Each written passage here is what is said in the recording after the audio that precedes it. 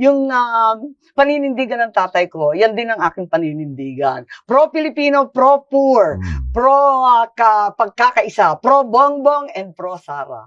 At ayoko nang magulo. Yun na nga. Tapos, yun nga, maraming nagalit nung sinabi ni Inday na, ano ba yun? Yung huhukayin statement, naloka sila doon. Ako din naloka doon sa totoo lang.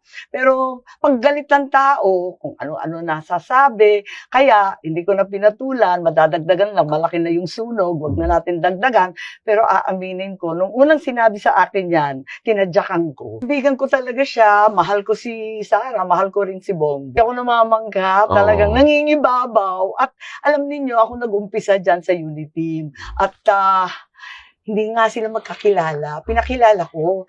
At dyan sila nanalo kasi tuwang-tuwa ang Pilipino. Noong 2022, magkaroon ng pag-asa kasi nagkakaisa na yung buong bansa.